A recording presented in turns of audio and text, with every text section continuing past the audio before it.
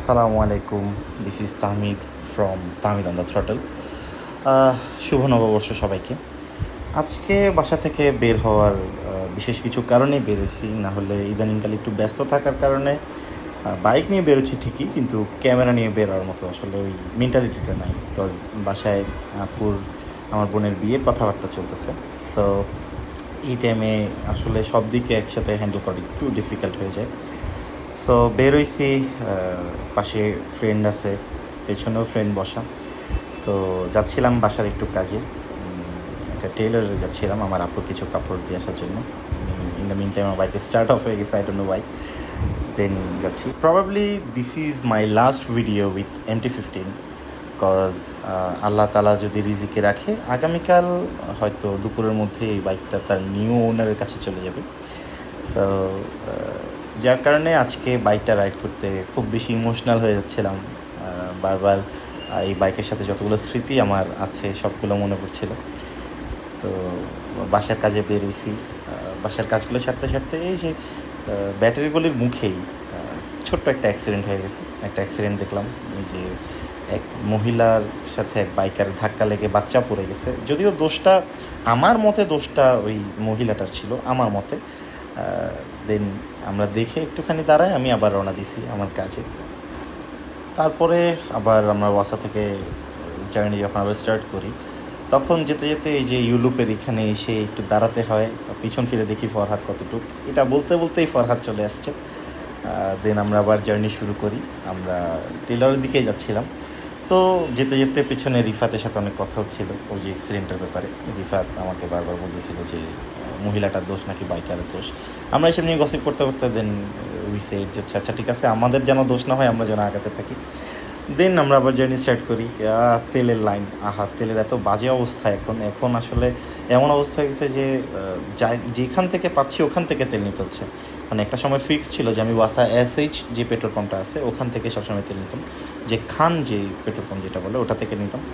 But এখন আসলে situation যা, এখন যে যেখান থেকে পারতেছে ওখান থেকে তেল নিচ্ছে। In the mean time Farhad আপনাদের সবাইকে হাই দিল একটু। সো আমরা আবারও জার্নি চলতেছেই, তেল নিয়ে একটু গসিপ করলাম রিফাতের সাথে। আমার পেছনে রিফাত বসা ছিল। তো আমরা যেতে যেতে যেতে যেতে অলমোস্ট কাছাকাছি চলে আসছি। ফরহাদ আবারও পেছন ফিরে হাই দিতে দিতে ওই যে সামনে সিএনজির সাথে এখনই বাজা দিত। এত মানে ফান রাইড ছিল। ফ্রেন্ডদের সাথে রাইড করাটা মানে আমি অলওয়েজ প্রেফার করি এইসব কারণে। এইসব টুকটাক কিছু মেমোরিজ ক্রিয়েট হয়। এই যে আমরা বামের রাস্তা দিয়ে এখন চলে যাব আমাদের গন্তব্যে। কাজ শেষ করে দেন আবার রওনা দিছি, আবারও বাসার দিকে আসতে হচ্ছিলো। যেহেতু ওখান থেকে কিছু টেলার্স থেকে আবার কিছু জিনিস নিয়েছি, কিছু জিনিস নামাই দিয়েছি, কিছু জিনিস আবার নিয়েছি। সেটা নিয়ে আবার বাসায়, মানে আমার কাছে নিজেকে কেন জানি একটা ওই যে কুরিয়ার বয় টাইপ ভাইব আসতেছিল। মানে বাসার কুরিয়ার বয়, আমার আম্মুর পার্সোনাল সার্ভিস দিই আমি, এমন একটা অবস্থা। তো জার্নি শুরু হয়, আবারও রাইড স্টার্ট হয়।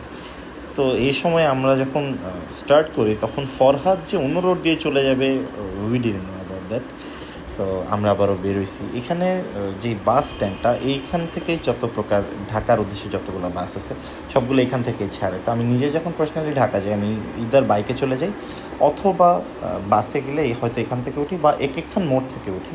একখান মোড় থেকে উঠলে হয়তো দেখা যাচ্ছে একদম সিটি গেটের পাশে। আমি জ্যাম খুব একটা পছন্দ করি না ব্যক্তিগতভাবে, তো যার কারণে ব্যক্তিগতভাবে কি অ্যাকচুয়ালি কেউই পছন্দ করে না, তো যার কারণে আমি এখান থেকে ওঠাটা প্রেফার করি না, কজ যাওয়ার পথে বিভিন্ন জায়গায় বিভিন্ন জ্যাম পড়ে। তো এটার জন্য আমরা আবার বেরোইছি। আমরা যখন এই ইউলুপ থেকে বের হয়ে ফরহাদকে খুঁজতেছিলাম, আমি রিফাত কথা বলতেছিলাম। তো ফরহাদকে পাওয়া যাচ্ছে না, অর্থাৎ তাকে পাচ্ছি না। তো আমরা আবারও যাওয়া শুরু করি। এই যে ইউনেস্কোর ঠিক অপোজিটে যে ইউলুপটা আছে বা ইউটার্ন যেটা আছে, এইখানে দাঁড়াইছি ওর জন্য, অনেকক্ষণ দাঁড়াইছিলাম। পরে দিন সে কল দিচ্ছে রিফাতকে কল দিয়ে সে বলতেছে যে সে আমার বাসার সামনে অলরেডি চলে গেছে। তো আমিও কিছু করার নেই, ওখান থেকে আবার বাইক চালাই, চট্টশ্বরী মোড়ে চলে আসি। এখান থেকে আবারও স্টার্ট দেই, মানে আবারও রেকর্ড স্টার্ট করি। এখান থেকে আমি আমার বাসার দিকে যাচ্ছিলাম, যেহেতু আমার বাসার জিনিসগুলো নামাই দেওয়ার দরকার ছিল। সো ওগুলোই নামাই দিচ্ছিলাম। নামাই দিতে যাওয়ার পথেই আবারও রিফাতের সাথে ফরহাদকে নিয়ে কিছুক্ষণ বিচিং করলাম। বিচিং বলতে যে দুষ্টুমি করতেছিলাম আর কি আমরা। সো হোয়াট এভার, আমরা চলে আসছি বাসার কাছাকাছি। Thanks for watching the video, and do help me about anything, আমাকে আমার ক্যামেরা অ্যাঙ্গেল থেকে শুরু করে সব কিছু আমাকে জানান। থ্যাংক ইউ, সালাম আলাইকুম।